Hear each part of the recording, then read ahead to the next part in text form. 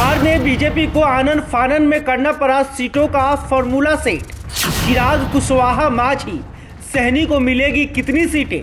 क्या है बीजेपी का सहयोगियों के लिए ऑफर?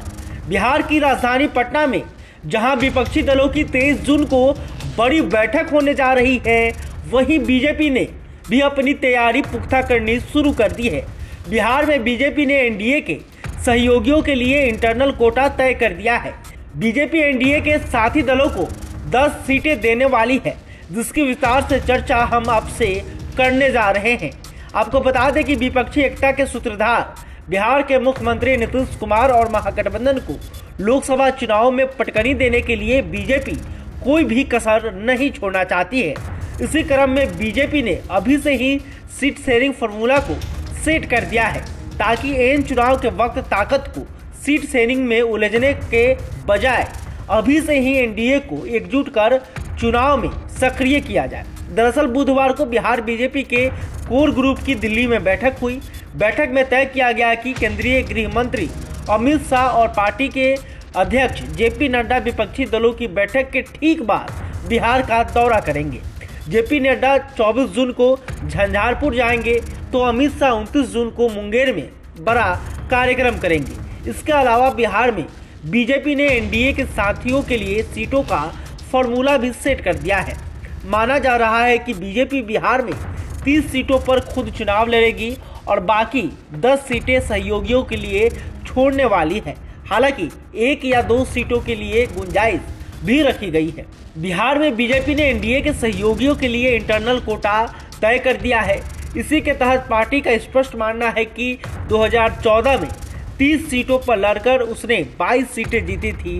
तब बीजेपी के साथ 2 ही दल थे, एक थी उपेंद्र कुशवाहा की पार्टी और दूसरी थी लोजपा।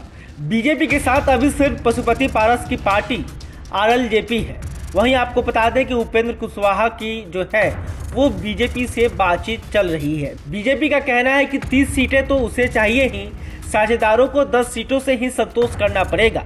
इन 10 सीटों पर 3 संभावित सहयोगी दलों की एंट्री भी हो सकती है, जिसमें पहली चिराग पासवान की लोजपा, जीतनराम मांझी की हम और मुकेश सहनी की वीआईपी पार्टी है। इस स्थिति में एलजेपी के दोनों गुटों को मिलाकर इस बार भी 6 सीटें ही मिल सकती है। इसमें 3 चिराग वाले गुट को और उतनी ही उनके चाचा पारस वाले गुट को। उपेंद्र कुशवाहा की पार्टी आरएलजेडी को भी 2014 के हिसाब से 3 सीटें दी जाएंगी। मांझी की पार्टी हम और सहनी की वीआईपी पार्टी को 1-1 सीट मिल सकता है। ऐसी स्थिति में बीजेपी के पास 29 सीटें ही बचेंगी। दिलचस्प बात यह है कि हिंदुस्तानी अवाम मोर्चा महागठबंधन में खुद के लिए 5 सीटें मांग रही थी। उसके लिए बीजेपी ने केवल 1 सीट देने का मन बनाया है। देखना यह होगा कि जीतनराम मांझी 1 सीट पर राजी होते हैं या नहीं।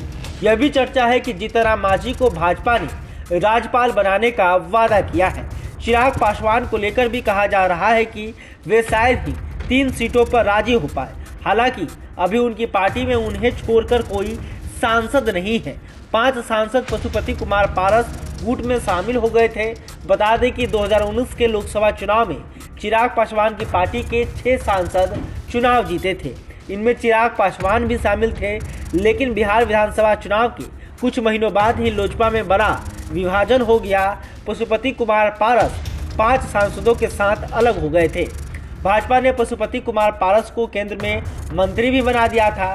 भाजपा ने तय किया है कि चूंकि 2019 में लोजपा ने 6 सीटें जीती थी, इसलिए दोनों गुटों को मिलाकर 6 सीटें उन्हें दी जाएगी। देखना यह होगा कि पशुपति कुमार पारस, जिनकी पार्टी के अभी 5 सांसद हैं, वो 3 सीटों से कैसे काम चलाते हैं। बहरहाल इस सियासत में कौन सा निर्णय कब मजबूरी बन जाए और कौन सा जरूरी, यह कहा नहीं जा सकता। बीजेपी का अपने सहयोगी दलों के लिए अभी से ही सीट फार्मूला को सेट कर देना कितना फायदेमंद रहता है, या फिर एनडीए में घमासान मचने वाली है, यह सब आने वाला समय बताएगा। खैर, अभी तक आपने हमारे चैनल को सब्सक्राइब नहीं किया, तुरंत कर लें। इस रिपोर्ट को लेकर, एनडीए को लेकर आप क्या सोचते हैं, कमेंट करके बता सकते हैं। वीडियो फेसबुक पर देखना है तो हमारे पेज को भी लाइक कर लें। बहुत बहुत धन्यवाद।